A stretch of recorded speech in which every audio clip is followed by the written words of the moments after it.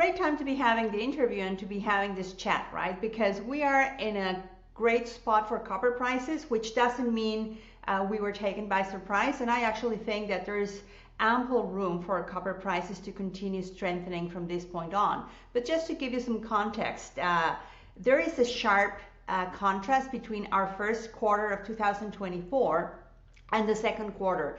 Q1 of this year was essentially a replica of what we had seen in 2023.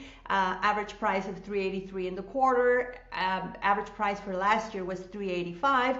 And then what happened? The average price for the second quarter was $4.42. So from one quarter to the next, there's a 15% appreciation. 15% is a big number. For a quarterly change. So what that gives us at Amerigo is basically the perfect environment to be able to work with additional distributions. What we call additional distributions in our capital return policy are either share buybacks or performance dividends. And in fact, we just declared our first performance dividend, which is, for all intents and purposes, Amerigo's unique way of transferring strong copper price performance immediately to our shareholders. So it happened right away. Even before we announced Q2 financial results, concurrently almost with production results, here's your special dividend. This capital return policy is, in my view, a fantastic work that Amerigo's board of directors has done in order to roll out a capital return policy that can capture the cyclicality of the copper market, which exists. We know that it's there, so we have to live with it. But also, what happens to a company like Amerigo, who is unique in two ways. First of all, we don't have a lot of capital growth requirements. We need to sustain our operations, but we do not need to invest millions and millions of dollars to grow it into something more. We're already there. And our declining debt levels are also structured in a very orderly way. So without the capital demands of growth and debt repayments, what we have in place is a capital return policy that has three components. The first layer, the basic layer, is the quarterly dividend. And we have paid now 11 consecutive quarterly dividends, so you should consider it a stable, consistent cash flow to shareholders. It's our live or die commitment to shareholders. And if you were a shareholder of Amerigo from the point in which we rolled out this capital return policy almost 3 years ago to now, you have received, as of now, 32 cents Canadian in dividends just from that quarterly dividend. So it's 3 cents Canadian per quarter. It's stable, it's secure. Even the dates are the same dates every quarter. Declaration date, payment date, So it's all programmatic. And then we move on to a second layer, which, as I mentioned in the prior question, is called, it's essentially additional distributions. And that's where we have the performance dividend and the share buyback programs that we always have in place. So the performance dividend has a different DNA altogether from the quarterly dividend. Whereas one is predictable and stable, the performance dividend is designed to be as flexible as you can. So it's flexible in terms of timing. You know, we just rolled out the first performance dividend without a sequence of financial results, then performance dividend. It was okay, we can do it now, let's do it now, why wait? It's flexible in terms of how often can we declare it. Can we declare it every 6 months? Can we declare it every 4 months? Whatever. There is no structure to it. And it's also flexible in terms of the amount. So a totally different animal, designed essentially to be able to quickly perform shareholders when copper price is performing well.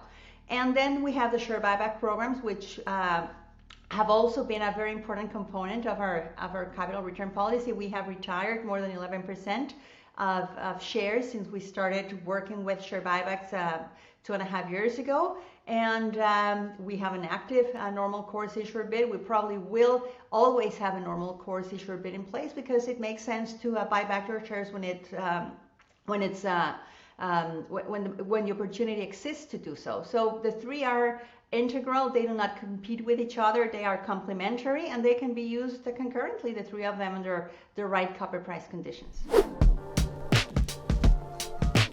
So we don't want to be able to mess up with the quarterly dividend. That's safe and secure. It's designed to be sustainable through the normal course of business. When we have cash levels over $25 million, which we just reached again this quarter in June as a result of very strong cash generation in the quarter, then we're in the sweet spot of being able to do something more. So there's more cash to distribute beyond the quarterly dividend, and that's when either the performance dividend or the share buyback come into play. And there's no secret formula that says we're going to do one or the other. It's a combination of factors. It's where is our share price at? What is the outlook for copper prices? What do we think is going to be happening in the next 6, 9, 12 months? Are we in a lockout period or not? I mean, when you're in a blackout, you're in a blackout, and we don't like to buy shares when you're in a blackout. So it's totally flexible. It doesn't have to be, oh, we triggered the performance dividend, we cannot do share buybacks. We can do both at the same time. I think it's a combination of things. A lot of the major copper mines are past their best areas, past their best years, so they're just around the same as me.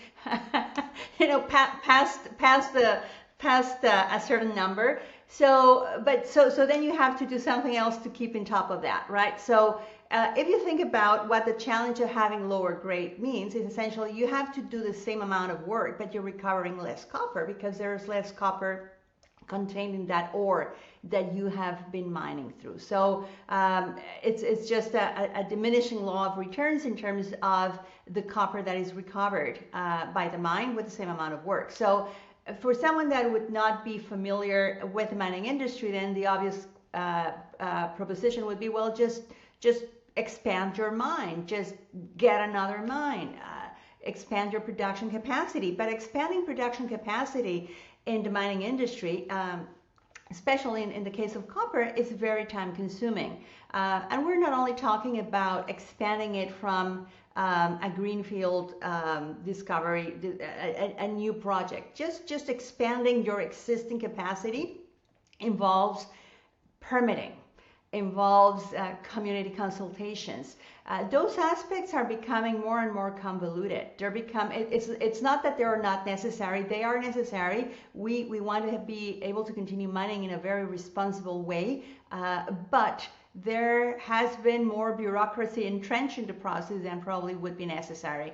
So that combination of I have a geology challenge, and then the framework, the regulatory framework is not helping me, it's not great. But then there's the incentive price aspect. What do you need to do as a miner to be incentivized to invest hundreds of millions or billions of dollars to continue ensuring that you have that extra capacity coming online when you need it? And the incentive price for copper expansions has not been in place for a long period of time. So it's a combination, geology, regulatory framework, economics. I think that all of the factors have combined into a situation where we just know that we are not able as a world to produce all the copper that is being required. This was another very heavy period of rains, but not as heavy as 2023. 2023 was beyond what was expected in the region.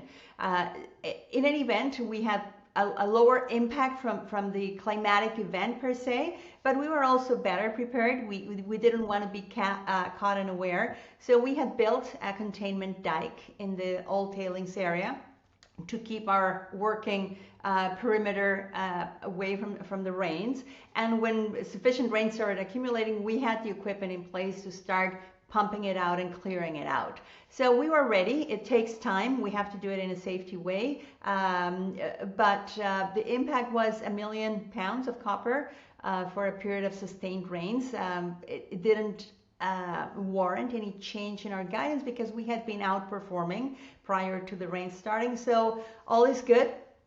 this period of rains is behind us, and the team at NBC did a great job. They are.